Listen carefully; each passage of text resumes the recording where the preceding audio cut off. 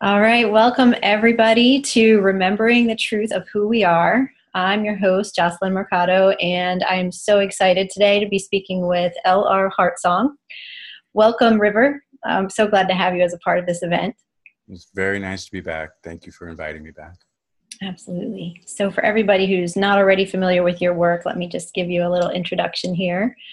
So L.R. Heartsong is a healer who writes. For more than 2 decades, he has deeply studied and practiced body work and the healing arts, both as a therapist and an instructor.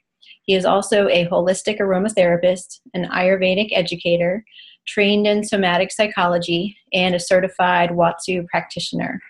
He is the author of The Bones and Breath, A Man's Guide to Eros, the Sacred Masculine, and the Wild Soul. Absolutely beautiful book, by the way. And the pen behind Tending Sacred, Celebrating a Healer's Path. River has long been something of a reluctant mystic, in tune with the living, dreaming earth and its communication.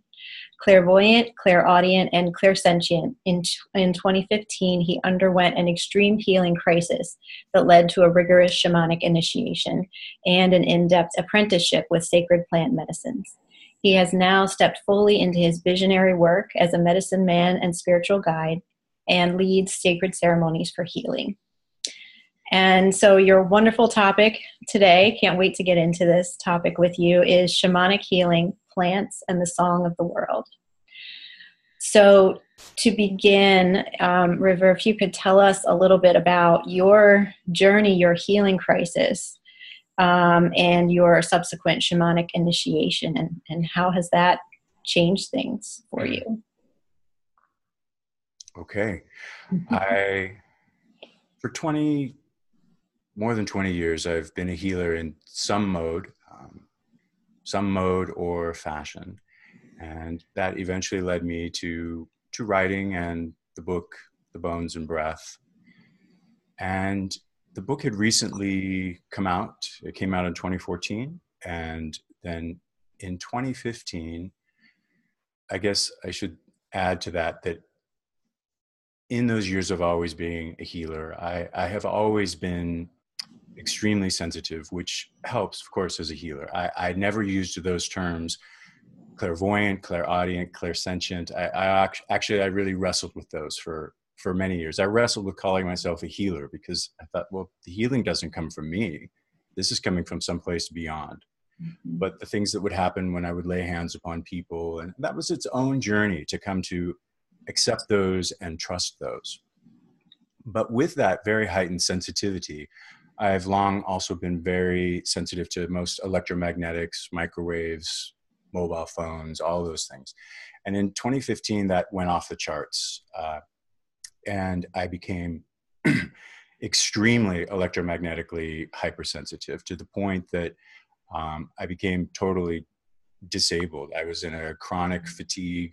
We had to get rid of all Wi-Fi. I could no longer use or touch any pretty much electrical device, or even, and certainly not anything that sent a signal. We had to get, shield the smart meter on the side of the house and cover electric sockets. And I could no longer really go out into public with the proliferation of Wi-Fi. I couldn't go into a Starbucks where people on Wi-Fi. I got to the point I couldn't even go to our Whole Foods market because even the big box stores are using Wi-Fi for all sorts of things. And with that, it was getting weaker and weaker and weaker. We ran all sorts of blood tests. I knew it was electromagnetic, but it was so severe that it was truly disabling me. And I was just sort of sitting weakly on the earth for a half hour a day just to ground, because that was the only thing that helped me. And through a serendipitous, mysterious turn of events, which of course is always how it happens, I was led to a very talented doctor who is both Western and Eastern. I truly think of her as an integrative person. She's a Western doctor, but she's also an acupuncturist. And she started working with me and said, I want you to go see this Qigong master, a medical Qigong master, who she said, he can see the electrical field. I think he can really help you with what's going on here. And, I was desperate at that point. And it was incredibly humbling for me as a healer. Like, I'm in this place, I can't even heal myself.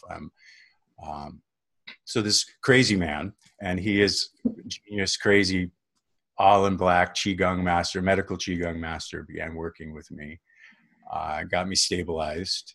Um, he can see the field much more clearly than I see. I tend to just see the sort of the etheric body, which is right around, and occasionally flashes of the other, what we just energetic bodies. We have several layers of those around us. And he really zoomed in on some of the things that were going on and helped me. And also in that process, I, through this mysterious serendipitous chain of events, was led to an ayahuasca ceremony and actually received a message and was sort of summoned to that ceremony by the spirit of ayahuasca, who delivered a message to a friend, basically said, "Get River here." And that was something I'd stayed away from for most of my life. The plant medicines, as they're called, I had a judgment on them that somehow they were a shortcut, or I don't know, for people who weren't really doing their work, or I still judged them as psychedelics. I had a lot of judgments on the plant medicine. So it was very unexpected and curious to, in this crisis, to be called to an ayahuasca ceremony, wherein I promptly received the most profound healing of my life, and was essentially then called forward onto this path with the spirit of ayahuasca saying, "You're going to come and apprentice to this work because you are a healer." And she does speak that clearly if you work with the plant medicine. So that was the beginning of then the past 2 years, which has been a very rigorous ongoing apprenticeship with plant medicines. But it all came out of this healing crisis, which I really believe is key to, I don't want to say being a shaman, but all genuine shamans have gone through some type of initiation, major crisis, often life-threatening. And so for me, that was this initiatory event that then led me in a very different direction. I thought I was going to be going places with the bones and breath and working with the sacred masculine, and all of which was very near and dear to my heart. And instead it was this. And in fact, I'll just close with that Mother Ayahuasca, as we sort of affectionately call her who work with her, said, "Your work is with the sacred masculine." So it wasn't any way of like taking away from that, but remember, you're a healer. So those two things have become entwined, but in a very different way than I ever imagined. Yeah. It's as you said, it always happens with synchronicities, and I like to call it magic, right? And I just want to point that out, and welcome you to say anything else about that you want to our listeners, that in the whole overarching theme of this event, remembering the truth of who we are, it's so important to listen to those synchronicities when they come up, and not to just wave them off as a coincidence, and to really listen to these messages that we're receiving. Because I truly believe that we are each receiving these messages, this information that we need to guide us on our truest path. Very different and individual for each person, of course. But the listening and the taking action, as you did, is just so important.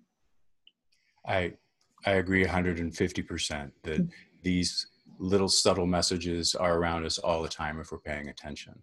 Yeah. The challenge in our modern world, the land of distractions, is that so many of us just aren't paying attention.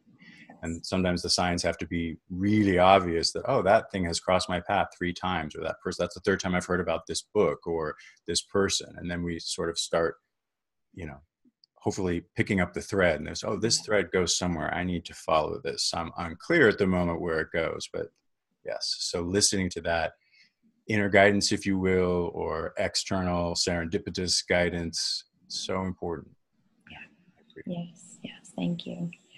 So my next question for you is also for the listeners. I'm just curious, what do you think? What is your perspective? Can anyone be a shaman? Can anyone be a healer or a mystic?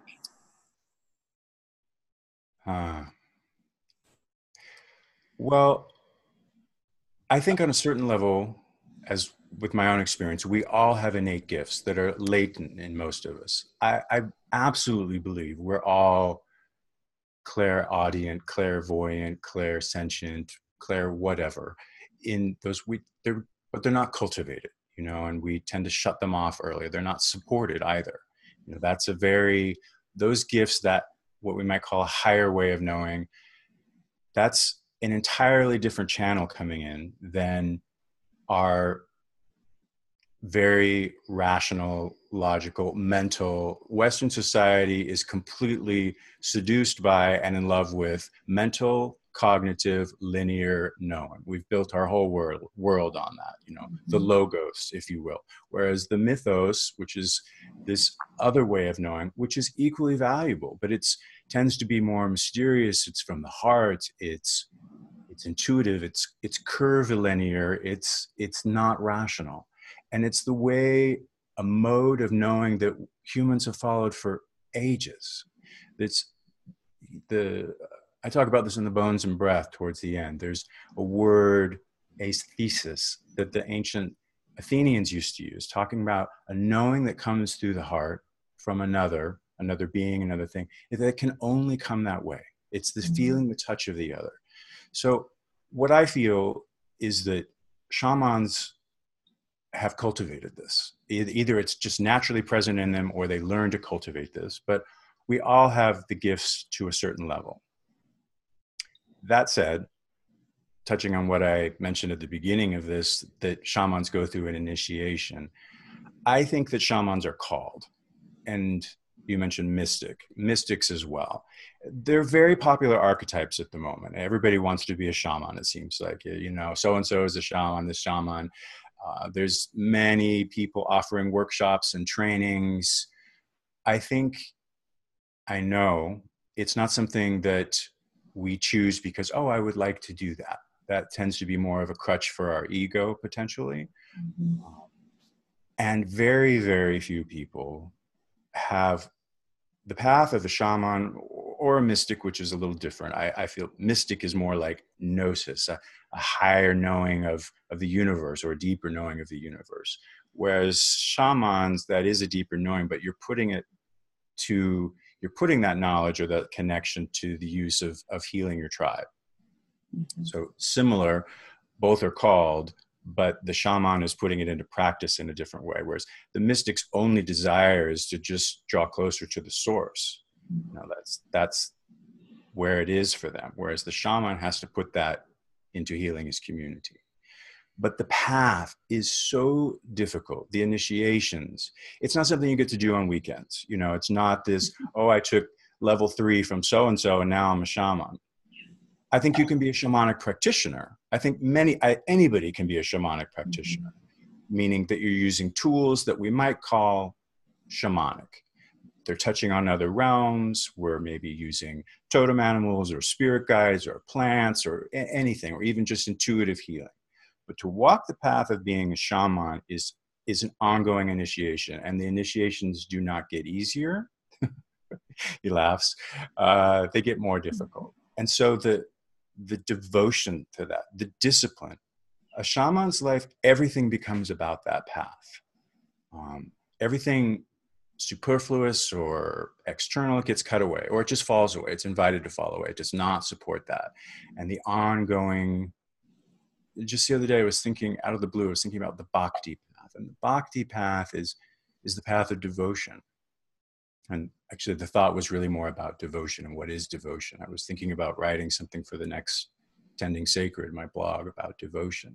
But devotion is not just this sweetness of the heart. Devotion is this willingness, and this is the bhakti path, and this is the shaman path, that I will follow this, even, or you, or this deity, or my beloved, even through the fires of hell, even to giving everything that I have, and still I will do this. That is the heart of the bhakti path. And that is what was required to be a shaman. And very, very, very few people have that. It's exhausting. It's difficult. It asks everything. So that's, it's not a very uplifting answer, is it? But yeah, many people can be a shamanic practitioner, and we need more and more and more of those. And that is welcome and useful. Very few people have the other, because in that you're called. You are just called to do that. Your soul has called you to do that, or your tribe, or whatever. I even feel at this point, really, it's not even a choice. It's something, or it's a soul choice that we made before we came in. Like, this is the path you're going to walk. Mm-hmm. Yeah. Right. Yes. And in hearing your story and the story of other shamans that I've spoken to, it seems like it really and truly requires, it's like a journey to the underworld and back. Like, no joke. It's serious. And so, yes, certainly takes quite a bit of devotion and dedication.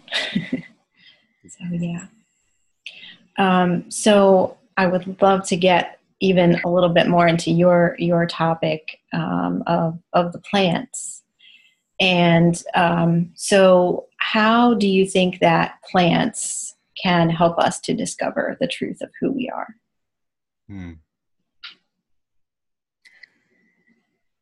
Well, I think anyone who works with plants in any sort of way, even a gardener, perhaps, but I was thinking more like herbalists and aromatherapists and healers in different ways, will tell you that the plants they are here as our allies. They really, they're here to help us heal. And if I think about your question, remembering who we are, remembering the truth of who we are, to me, the essence of remembering who we are is kind of twofold. It's remembering or waking up to our soul, which I think of as our blueprint, what we came in here to life to do. But I firmly believe in multiple lives and reincarnation. That's just so clear over and over through my journey, that that's what happens. And that we're back here to do this particular work for our soul, our learning, if you will, in this lifetime. It's kind of a crude analogy, but I think these multiple lives, it's almost like going to our elementary and middle school and senior school. We grow each time, we learn more each lifetime, we become a bit more evolved. By sixth grade, we know so much more than we did in kindergarten, but there's still more learning to do. And we are all still evolving. So remembering who we are is on an element, the journey of healing. That's absolutely what I believe we are all doing in this life, even if we're not conscious of it. It's what we're doing in our relationships. It's what's manifesting in our physical body, the challenges we have, even the body we've chosen in this life, even our character strategies, the things that have developed through our childhood. These are all very cleverly disguised opportunities for us to heal, to wake up, to activate our soul powers, if you will. And so having any ally that helps you with healing is hugely important. And I know that the plants, they really desire that for us. They're here to help us. That might be on a physical level, certainly like herbs and now the medicines that we're synthesizing from them, or tinctures or balms, all these things. That's definitely a mode that the plants, of course, are helping us with that healing, and in that healing, remembering who we are. But in my own journey, years ago, I was a trained aromatherapist, and aromatherapists like to talk about that the oils contain the essence of a plant. And on a certain level, that's true if we're thinking of essence as maybe a life force or a molecular vibration or something like that. But what I've come to discover since then is that that's not the life force at all in the plant. The life force is a spirit, and that every plant has a spirit who is able to work with us. And some of those are very powerful spirits, like what we might call the master plants or teacher plants, that are right now just going all over the world, like, of course, ayahuasca, but also San Pedro and peyote, the very powerful master plants.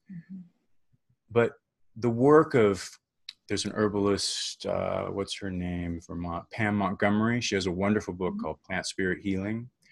And there's a wonderful herbalist in Ireland, Carol Guyet, I think is how she pronounces her name. She also has a wonderful book out about plant spirit initiations.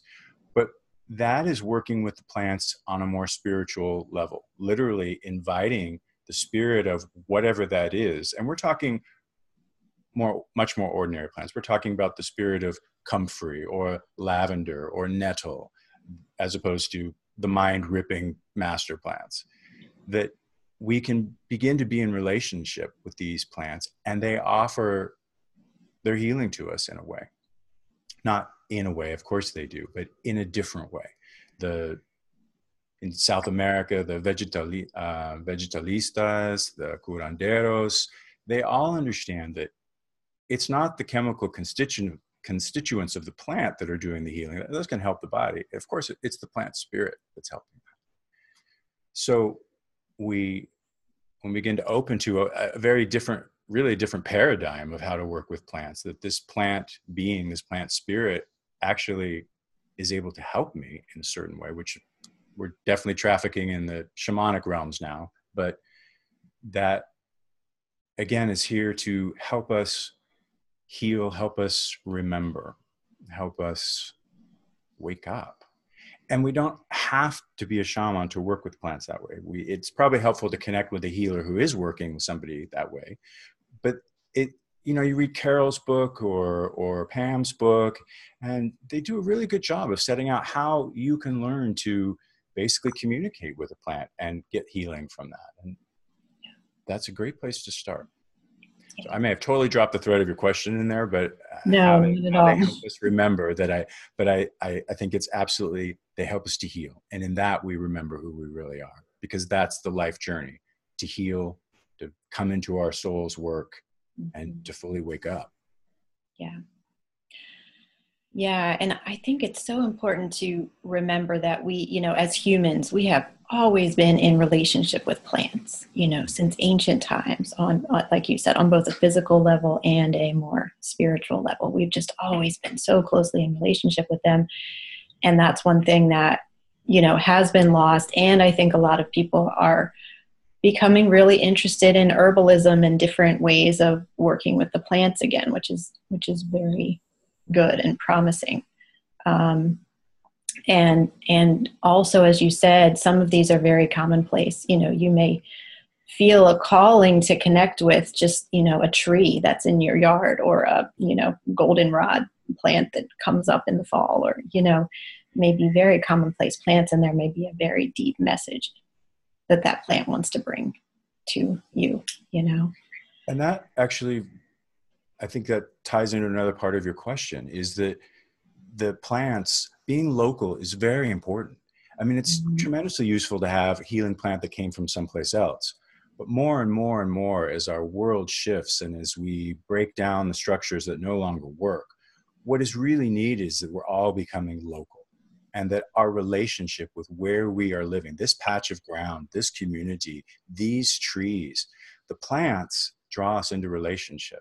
And that in itself, even apart from, well, that is healing, I believe, to be in relationship with where we are. But yeah, when you said, this tree or this goldenrod, whatever is right outside your door, those are the plants that are drawing you into relationship with place.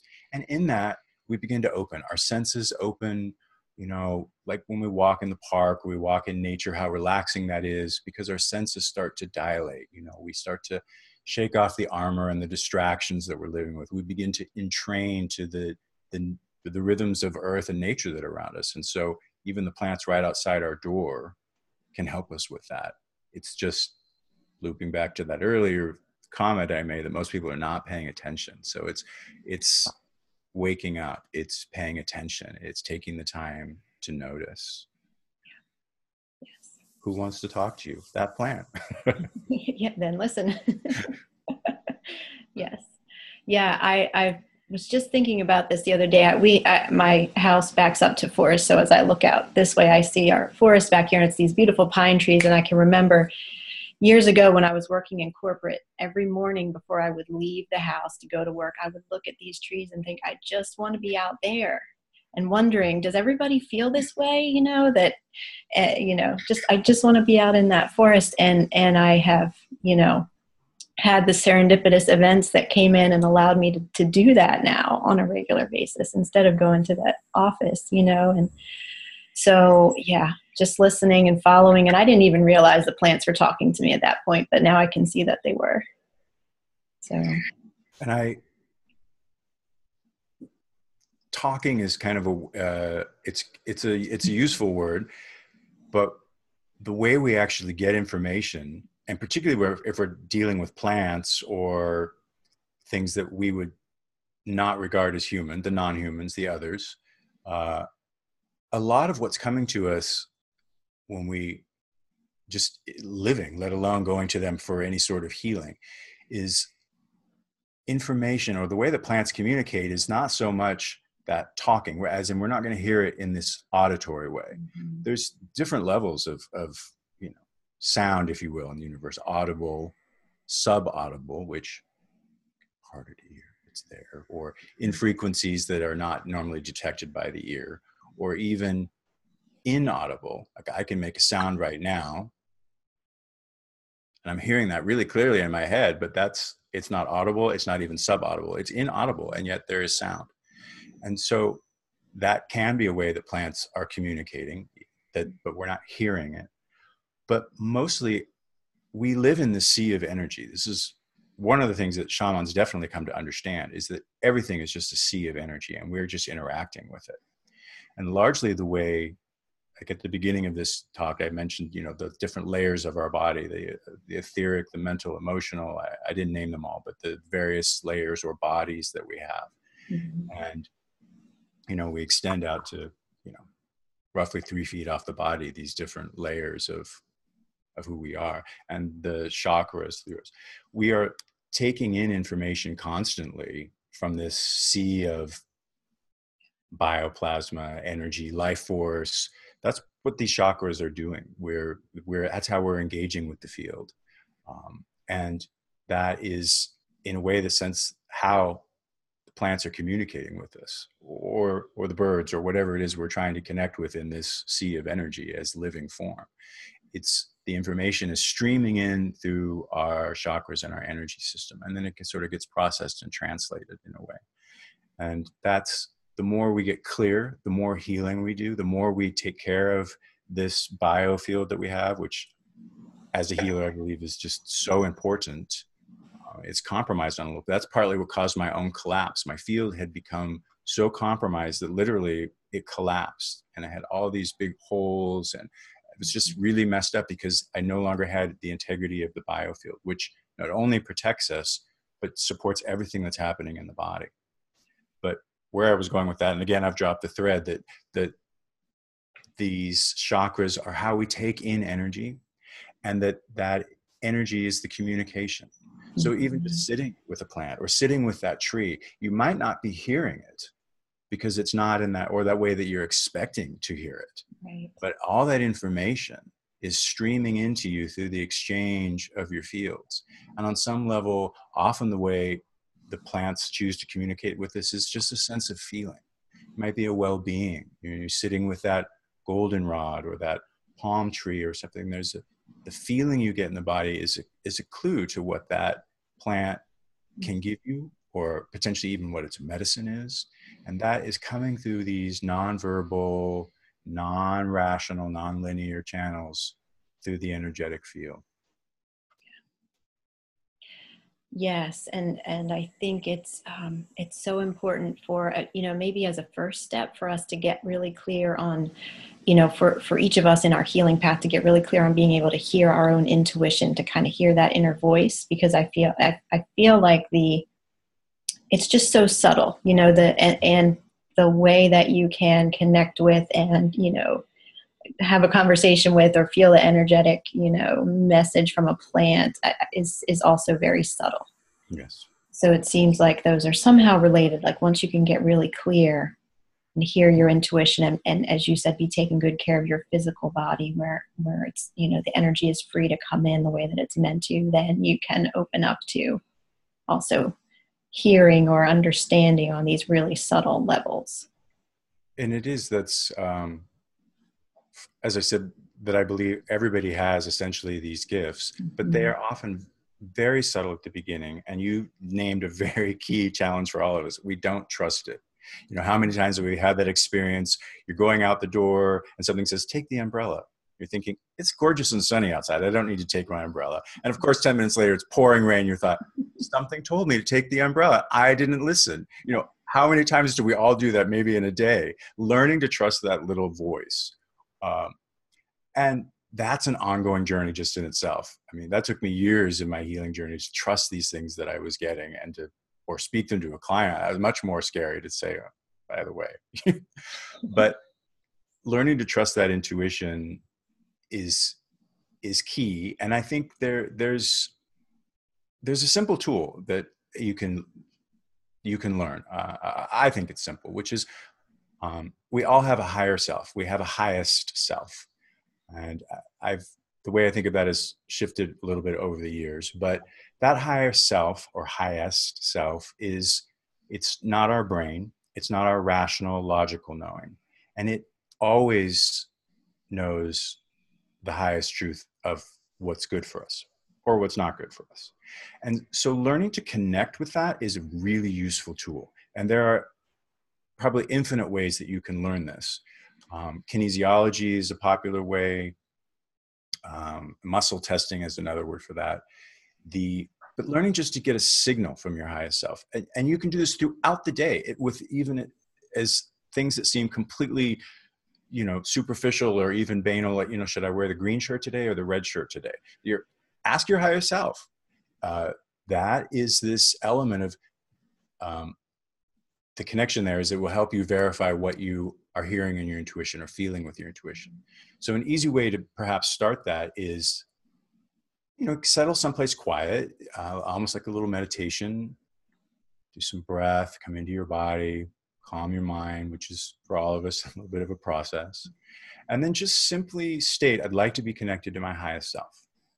Your highest self is already waiting. It's already waiting. It's there all the time. You are never disconnected from that. I would say that's different than our guides that are around, but they're waiting. And then ask, I'd like to receive a really clear yes in my body. Please give me a very clear yes. And then just be open to whatever happens in your body. It might be a little movement. In early years, mine was sort of this, if I got really quiet, there was this movement from side to side, like my base of my spine was moving. So it was this rocking. That was the yes. I'd say, and if you're not getting anything or you're not clear about it, say, please make the signal stronger.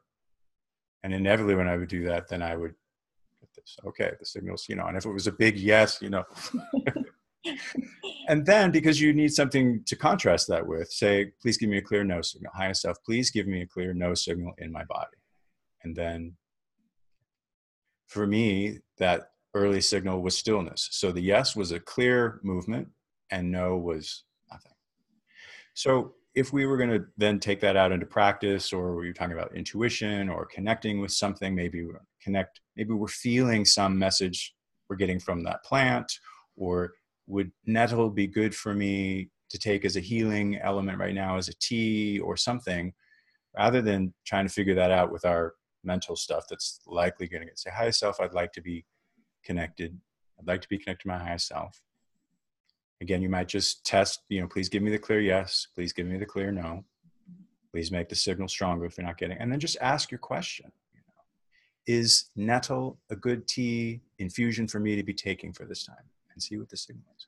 So learning to do that. And eventually the more you do that, you get more and more verification. You get more and more validation. You begin to trust. And that higher self is sort of matching up what your intuition was telling you. And it becomes more, and then eventually, you can get to the point where you simply hear it.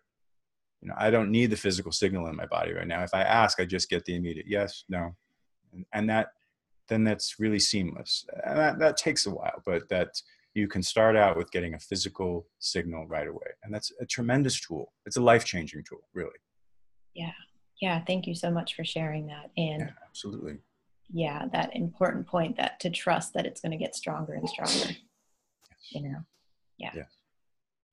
Yeah, wonderful. Thank you. So to continue on, could you tell us what is the connection between healing and soul? He laughs. Oh, there's a question. Just a little question. The connection between healing and soul. Well, I've said a little about that already, I think, right? we come into this life with a particular, I don't necessarily want to call it objective, but a blueprint, a plan within which we have a tremendous amount of free will. But I also believe we have soul contracts to meet people at certain times to help us accomplish this task, this journey, or what we're offering to the world.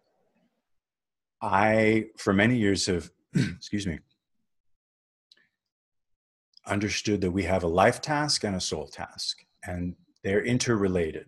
The soul's task is this ongoing journey in life of what is mine to offer? What is my unique gift? What is Jocelyn's unique gift to bring to the world and her community? That's the soul task. The life task is the healing we're here to do. The lessons in relationship, in our physical body, to get as clear as we can within the energetic field, which is the vehicle we're using to do all this work. And, you know, for years I worked, yes, there's been this mode of healer, but I also worked with depth psychology and vision quests and a real eco-depth approach to soul. And the soulful journey in life, as I've said, this, what is ours to offer? But it, to me, this, the soul's journey of that discovery is parallel. It's deeply entwined with the healing journey. You know, what is mine to offer? What is mine to heal and transform and evolve as we're, you know, in the depths of our shadow and looking for what's the gift there. We're also doing healing work. Now, I know a lot of people who are big into soul work and that's their path, and they're completely ignoring the healing side.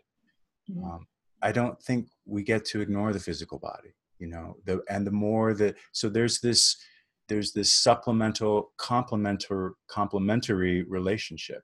If we're also working on our healing and working to really evolve our body, I absolutely believe that facilitates our soul work. And sometimes the soul work leads us into these places of real darkness and depth and challenge where what we need there is our healing. Maybe we have a life-threatening illness. Maybe we are in this place of crisis. Soul and the crisis have a very unique relationship. You know, it's like, we could have a whole conversation about soul and crisis. But similarly with healing, particularly trauma. I think trauma potentially activates the shamanic archetype within us. So like crisis and the soul takes us deeper into what that gift is. Trauma and the body and our healing potentially activates that shamanic archetype that we have to go in search of our healing. We have to go in search of the missing parts of ourselves, the dissociated parts. So it's a very similar journey. They are. And you mentioned underworld journey at the very beginning of this. That's exactly. Healing is its underworld journey for sure. And so is the soul journey. So they're both potentially an underworld journey intertwined with each other. I've long felt that our personal gift is almost always found in the shadow. We have to go into the shadows to find it. And that is the same with healing. We have our own journey into those difficult places, into the places where we have forgotten who we are. I call them the places of forgetting in our body, whether that's just our overall health or our unique challenges or limitations. So they are one and the same, or they're so closely intertwined that it seems like they're one and the same. And both are what we're here to do. I really believe that. And maybe in this life, you're more focused on that soul bit, or you're more focused on the healing, but both of them are ultimately leading you to the truth of who you are, which is this whole beautiful thing that you're putting together. You know, both of us are leading us towards our evolution, to evolve. We are evolving, even if it doesn't look like it when you look around the state of the world. We are evolving. And I think you're speaking with Barbara Marx Hubbard in this thing. So brilliant. I mean, talk about evolution. It's like she sees the big picture. We are evolving. We are evolving. And following actively whatever paths to soul or healing we feel called to, that is going to lead us on that evolutionary path. Yes. Thank you. Thank you. Yeah, you brought up so many important So many important points there. And I think just for everybody to really take away from that, that if it feels like we're in dark times now, and I know so many people are feeling that way, just to trust that this is part of the evolution, that we actually are going in the right direction, We even are. though, as you said, it may not always seem that way. Mm. Yeah. Well, I read your blog post several months ago that spoke about the song of the world, and just loved what you had written there. I always love what you write. It's just so brilliantly done. But this idea of the song of the world, and tuning into and being able to listen into the song of the world. Could you share a little bit about that, and how can we hear it? Well, thank you for the compliment on the blog, the Tending Sacred blog. That Yes. that piece, I don't remember the exact title, but the something about I think it was soul biochemistry and the song of the world, or okay. whatever that was. But the song of the world, it's something more than just a poetic phrase, although it works for that. Yeah, everything is alive. Everything is alive.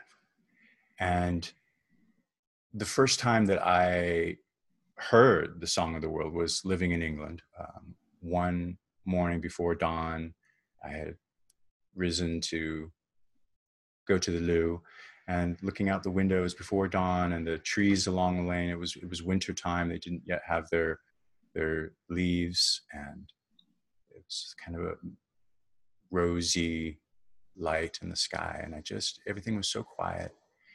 And looking out the window, I just realized that I heard the trees singing. I heard them singing. And I just stopped, and I felt like there's just this opening in my heart. It's like the minute that registered, I just felt my heart expand, expand, expand. And I just stood there, not with tears, but close, just this supreme emotion that the trees all down the lane are singing. It's like they were reaching up to the stars, and they were just singing the praise of the world without words, just this. And subsequently we moved to Spain, and in Spain I heard it a couple of times. It seems the times that I have heard it are usually at around dawn in the early morning or dusk. And without fail, the times I've heard it when my field has been very expansive and open, and it's quiet, almost always in nature. I think it would be very difficult to hear the song of the world in the middle of New York City, or even downtown Palm Springs. But and that piece you're talking about, when I was living in Carmel, I was sitting at a bench on the seashore surrounded by all those little ice plant flowers. And again, in kind of a very shamanic mode, just being very open and expansive, and just hearing everything here is literally singing. And well, I mentioned that earlier, the different types of hearing, right? Or different types of sound. So this song of the world is not coming in this way, like my partner talking to me or us hearing. I'm unclear whether it's like subaudible, like it's just in a range that our ear doesn't detect, or is it that inaudible that I've heard. But what I know is that in these moments, the world is singing, and we can hear it, especially when our field is clear, our field is open, when we're quiet. And then it's like that still voice of intuition that comes in. But it is a song, and all of creation is singing, and it's devastatingly beautiful.